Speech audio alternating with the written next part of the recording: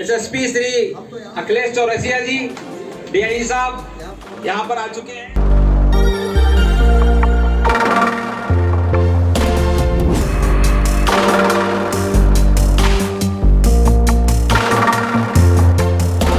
हम लोग यहाँ पे दो पावन पर्व हैं, एक गणतंत्र दिवस है, दूसरा बसंत पंचमी है। तो इन दोनों का संबंध हमारे पत्रकारगढ़ से है। जैसे गणतंत्र दिवस सबको पता है, आप लोग बार बार बताया भी गया कि इस दिन हमारा संविधान लागू हुआ था 26 जनवरी 1950 में पूरे देश में। तो संविधान के चौथे पिलर के रूप में मीडिया को माना गया कि संविधान में तो 3 पिलर्स की बात थी, लेकिन उसके बाद 75 सालों में मीडिया एक चौथे पिलर के रूप में आया, जो बाकी 3 पिलर्स को उनकी जिम्मेदारी का एहसास कराया कि आपको क्या है, जनता क्या चाहती है और अभी क्या हो रहा है। उसी तरह जो हमारा दूसरा पर्व है बसंत पंचमी, माँ सरस्वती का पर्व है, और माँ सरस्वती की लेखनी पत्रकारों के अलावा और क्या हो सकती है। तो ये दोनों पर्व आज बहुत ही प्रासंगिक हैं और इस यहाँ पे हम सब लोग बैठे हैं। तो यहाँ उपस्थित पत्रकार बंधु बहुत सारे तो हैं जिनसे मैं डेली मिलता हूँ, डेली बातें होती है, बहुत लोग मेरे लिए भी नए हैं।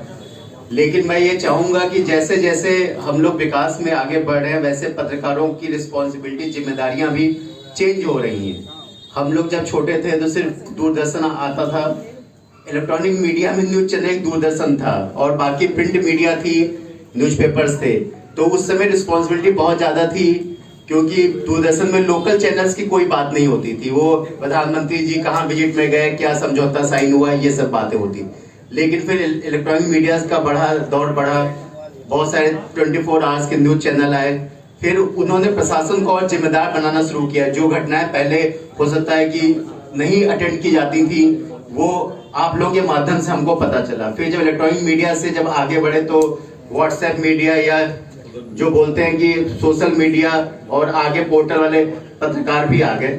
तो मैं तो कहूँगा कि आप लोगों की वजह से, व्हाट्सएप और ये सब मीडिया की वजह से बहुत सारी चीजें, जो घटनाएं हमें एसएचओ नहीं बताता है, वो हमें पता चलती हैं। क्योंकि अगर कोई घटना की सूचना मिलती है तो एसएचओ तो सोचता है एक बार घटना स्थल पे पहुंचूं, मैं एक बार पूरी चीजें देख लूं तब बताऊं, क्योंकि एसएसपी साहब अगर कुछ पूछ लेंगे तो पता नहीं मुझे जानकारी हो कि ना हो। और आप लोग इमीडिएटली आ जाता है कि यहाँ पे कोई शव मिल गया या यहाँ पे कोई लूट हो गई, तो वो अकाउंटेबिलिटी हमारी भी बहुत बढ़ गई है और सारे प्रशासनिक अधिकारियों की, जो डेमोक्रेसी के बाकी 3 पिलर्स है, वो बहुत अकाउंटेबल हो गए। लेकिन इसके साथ जैसे होता है कि हर अधिकार के साथ जिम्मेदारियां आती हैं। तो यहाँ उपस्थित सभी पत्रकारगण, बरेली में तो मेरा अभी 4 महीने से ज्यादा टाइम हो गया, बहुत ही अच्छा गया, पूरा पत्रकारों का सहयोग मुझे मिलता रहा। और जब भी कोई बड़ी घटना भी हुई तो आप लोगों ने हमेशा साथ दिया। आचार्य जी पीछे से नमस्ते कर रहे हैं। तो कभी भी लॉ एंड ऑर्डर हुआ, जब मैंने ज्वाइन किया तो उसके 2-3 दिन बाद ही उर्स था, जो यहाँ का सबसे बड़ा प्रोग्राम होता है। लेकिन आप सब लोगों के सहयोग से, उच्च अधिकारियों के सहयोग से, आचार्य जी को मौका मिले तो पुलिस की ड्यूटी खुद ही लगा देंगे।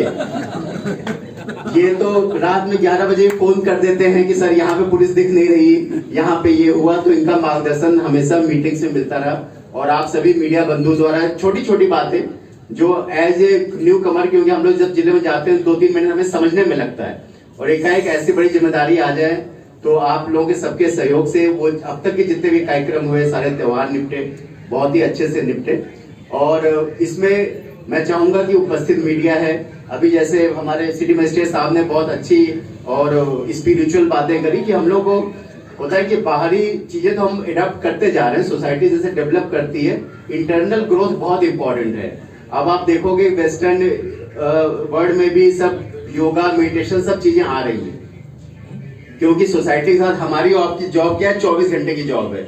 हम लोग दिन भर स्ट्रेस में रहते हैं, रात में अच्छे से नींद आ जाए ये भी पता नहीं रहता। तो ये सब जैसी बातें कि अंतःकरण की शुद्धि और ये चीजें, योगा, मेडिटेशन, आप लोग सबको अपनी लाइफ में हमें सही में लानी चाहिए, क्योंकि एक दिमाग को शांत रहना ही बहुत जरूरी है। सबको 50 तरीके की बीमारियां हो रही हैं, हम अपने पुलिस वालों में देखते हैं, किसी को बीपी की दिक्कत है, किसी को कुछ दिक्कत है। तो अपना पर्सनल लाइफ को भी एक मेंटेन करना चाहिए। और आज सभी लोग हैं तो एक मीडिया की जिम्मेदारी भी है। आप लोगों ने बहुत अच्छा योगदान किया, लेकिन जिम्मेदार हमें क्या, जिम्मेदार मीडिया की जरूरत है।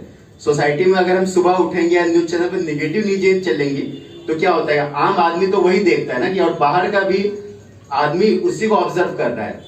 पहले जैसे यूपी में बात होती कि लॉ एंड ऑर्डर बहुत खराब है, क्योंकि वही सब न्यूज चलती थी कि ये हो गया, ये धरना, ये प्रदर्शन। अब पिछले कुछ सालों में मैं तो यूपी के बाहर सीबीआई में भी रह के आया 3 साल, तो वहां के पंजाब में मैं पोस्टेड था। वहां के लोगों का फीडबैक है क्योंकि because of this media only, क्योंकि लोगों का परसेप्शन, हम यहाँ पे हैं तो हमें एक्चुअल चीज पता है, बाहर के लोगों का परसेप्शन बनता है मीडिया को देख के। अगर सिर्फ निगेटिव चीजें कहीं आएंगी तो लोगों को लगेगा कि यार निगेटिव काम नहीं हो रहा, कोई अच्छा काम नहीं हुआ। तो मैं सभी जिम्मेदार लोगों से ये उम्मीद करता हूँ कि मतलब बैलेंस बना के रखें, कोई अच्छी चीज हो रही है तो उसको भी दिखाएं और उसको ज्यादा हाईलाइट करें, क्योंकि एक सोसाइटी को हमें पॉजिटिविटी भी देनी है। निगेटिव चीज हो रही है तो वो अपने आप ही हाईलाइट होती है, अच्छी चीज वायरल नहीं होती और गलत चीज बहुत जल्दी वायरल होती है। तो हम सभी लोग, हम सबका उद्देश्य एक है, हम सभी लोग समाज की सेवा में हैं, आम जन की सेवा में हैं। ठीक है, हम लोग उसके लिए सैलरी ले रहे हैं, आप लोग भी ले रहे हैं, लेकिन हम सबका उद्देश्य यही है कि सोसाइटी को और बेटर प्लेस हो जिसमें लोग रह सकें, पॉजिटिविटी हो, क्राइम फ्री हो और लोग अच्छा काम करें, अच्छी चीजों को हाईलाइट करें। तो मैं उम्मीद करता हूं कि यहाँ सभी मीडिया बंधु खुद ही बहुत समझदार हैं और इन बातों को ध्यान रख के पत्रकारिता बिल्कुल निष्पक्ष हो, पारदर्शिता हो, उसमें किसी का वेस्टेड इंटरेस्ट से ना करें, क्योंकि उससे फिर गलत होता है। यहाँ पे बहुत ही सीनियर शंकर लाल जी इनके बारे में बताया गया, पवन सक्सेना जी है, इन लोगों ने भी देखा होगा, इतने 30-30, 35-35 सालों का एक्सपीरियंस है। तो पत्रकारिता बहुत ज्यादा चेंज भी हो गई है, तो हमें और ज्यादा रिस्पॉन्सिबल और ज्यादा मैच्योर होकर काम करना चाहिए, ताकि समाज में जो हमारे कंधों पे जो जिम्मेदारियां दी गई हैं हम उसको और अच्छे से करें।